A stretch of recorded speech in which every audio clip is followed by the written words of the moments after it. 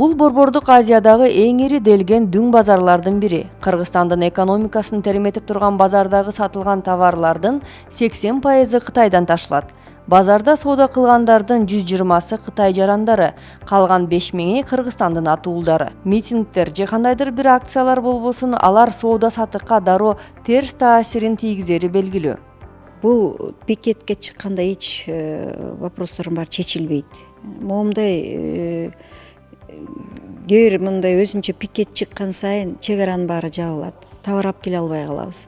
Пикет болгон сайын биздин жүрөгүбүз ооруп турат. Баягы тынч болгонго, тынч жакка жакшы болмок да бизгечи. Бизнес тынчтыкты сүйөт демекчи, нааразычылык акциялардын терс илеби ишкерчиликке, анын натыйжасы экономикага сокку уруп жатат дейт экономисттер. Ири базарларда мамлекеттин казынасына көп көлөмдө салык түшөт. Деги эле өлкөдөгү туруксуздук инвесторлорду качырып, жалпысынан инвестициялык климатты бузат. 15 мүнөткө созулган митинг деле инвесторлорду чочулатат. Ошондуктан мамлекетибизде туруктуулук менен тынчтык болуп турганы маанилүү. Они видят, что там опять в Кыргызстане митинги. Азыр аймактарда өнүктүрүү саясаты күчөтүлүп жатат. Элетти өнүктүрүү менен аймактарда жумуш орундары пайда болот. Жумушсуздук күчөп турганда нааразычылык акциялары инвесторлорду качырат да. Экономикасы кубаттуу мамлекеттер деле инвестор тартууга ашыгат. Абалды курчутуу оңой эле, элди ойлогон. Элдин экономикалык абалын эптеп соода кылып, иштеп жанын багып жаткан мекендештерди ойлош керек да. Кечээ эле мына бул ушул митингке байланыштуу бул жакта мына заводун куруп бүтөйүн деп калган инвесторлордон бизге мына билдирүү келип түштү. Эмнеге мындай митинг болуп атат, аягы эмне менен бүтөт деп. Кооптонууларын биз түшүнүп турабыз. Себеби дегенде Кыргызстанда тилекке каршы митингдердин көптөгөн сандар өтөт дагы, анан тилекке каршы ушул көп митингдин негизги максаттары белгисиз, анан аягы кандай бүтөөрү билинбейт да, бизечи ызы түшүп кетиши мүмкүн сөзсүз түрдө. Ошондон анан кооптонушат да. Анан ошонун негизинде жергиликтүү бийлик өкүлдөрү ошону алдын ала элге түшүндүрүү иштерин жүргүзүш керек. Мына биздин райондун же областтын инвестициялык мүмкүнчүлүктөрү мындай экен, бул жака мындай инвестор тартса болот экен, бул болсо мындай иштесек болот экен деп эл менен алдын ала мындай диалог жүргүзүп туруш керек да. Керек болсо бул мындай диалог, ошол диалогдор айыл өкмөттүн деңгээлинде болуш керек. Инвестор келгенге дайыма даяр болуш керек да. Бүгүнкү күндө өлкө боюнча 397 Кытай ишканасы бар. 177 Кыргыз-Кытай биргелешкен компаниялары иштеп жатат. Кытай ишкерлеринин салган инвестициясы менен иштеп жаткан ири ишканалар 2018 жылы эле 40 миллиард сомго жакын салык төккөн. Бул көрсөткүч мурдагы жылга салыштырмалуу 20%га көп. Ал эми Кыргызстан менен Кытайдын ортосундагы товар жүгүртүү жылына 2 миллиард долларга чейин жетет. Ошол эле учурда Кыргызстан ар кандай товарлардын 40 түрүн Кытайга экспорттойт. Кыргызстан сыяктуу чакан мамлекет үчүн Кытай маанилүү өнөктөш жана ири инвестор.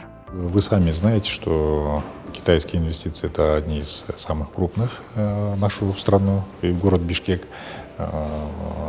Только последние инвестиции в виде грантов мы получили в размере 100 миллионов долларов на ремонт и реабилитацию наших дорог. Кытай мамлекетинен грант түрүндө 100 миллион доллар берилген. Бул каражат Бишкектин көчөлөрүн оңдоого жана калыбына келтирүүгө жумшалып жатат.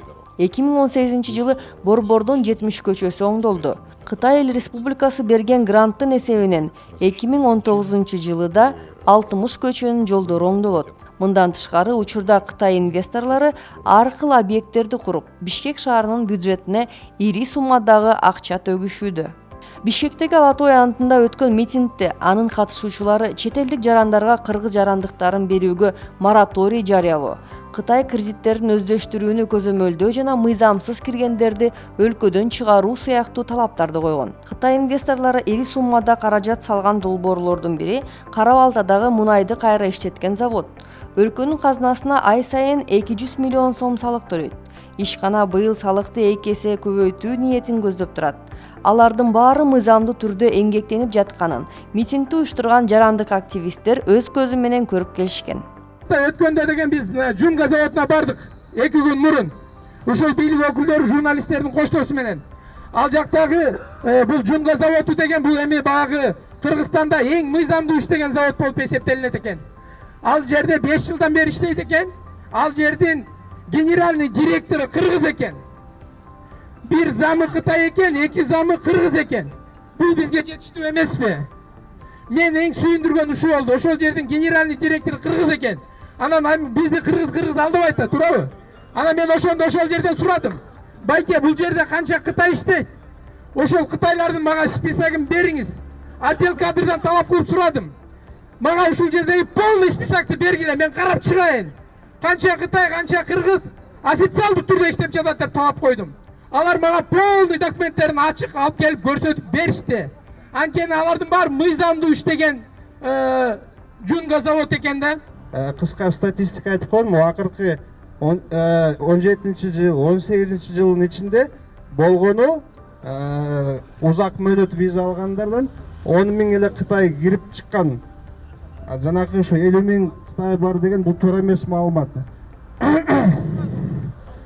Мисалы 18-жылы ошо узак виза менен 1 жылдык виза менен биякта болгону 10 000ге жетпей Кытайлар иштеген. Алар көбүнчөсү могу жол курууда жүргөн чоң компанияларда. Ошон үчүн бул маалымат 50 000, 60 000 Кытай биякта бар дегени жана ошолор биякта кыргыз жарандыгын алып аткан, бул туура эмес маалымат. Кытай жарандары Кыргызстанга массалык түрдө кирип жатат деген маалыматтарга тийиштүү мамлекеттик органдар расмий маалымат таратышты. Кыргыз Республикасынын мамлекеттик чек ара кызматынын маалыматына ылайык былтыр коңшу өлкөдөн Кыргызстанга 41 000ден ашык жаран кирип, 41 000ге жакыны чыккан. Быйыл 35 215 Кытай жараны Кыргызстанга кирип, 34 436 жаран кайра чыккан. Кыргызстандын Тышкы иштер министрлигинин маалыматына ылайык 2018-жылы Кытайдын жарандары тарабынан 21 017 виза ачылган. Мамлекеттик каттоо кызматынын маалыматына ылайык 2018-жылы дээрлик 12 000ге жакын Кытай жарандарына убактылуу жашоого уруксат берилген. 2010-18 жылдары Кыргыз Республикасынын 60 жараны Кытай эл республикасынын жарандары менен баш кошкон. Башкача айтканда расмий нике күбөлүгүн алышкан. Акыркы 8 жылда 268 Кытай жараны Кыргыз Республикасынын жарандыгын алышкан. Анын ичинде 171 кыргыз, 72 уйгур, 9 өзбек, 6 Кытай, 9 дунган, 1 казак улутунан. Кыргызстандын тышкы карызынын негизги бөлүгүн Кытайдын экспорттук импорттук банкынан алынган 1 миллиард 700 миллион долларлык кредит түзөт. Анын пайдаланышы туурасында мамлекет башчысы интервьюларынын биринде карызга алынган каражатын ар бир тыйынына чейин көзөмөлдөнүүсү керектигин айткан.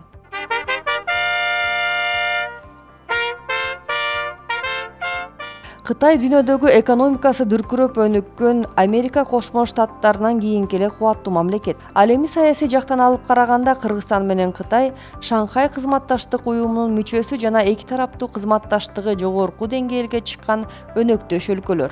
2018-жылдын июнь айында Кытай эл республикасынын Циндао шаарында уюмдун мүчө мамлекет башчыларынын кезектеги саммитинде бул уюмга төрагалык кылуу Кыргызстанга өткөн. 2019 год пройдет под эгидой ШОС. Кыргызстанда 2019 жыл Шанхай кызматташтык уюмунун эгидасы алдында өтөт. Бул уюмдун кадыр баркы жыл өткөн сайын бекемделүүдө.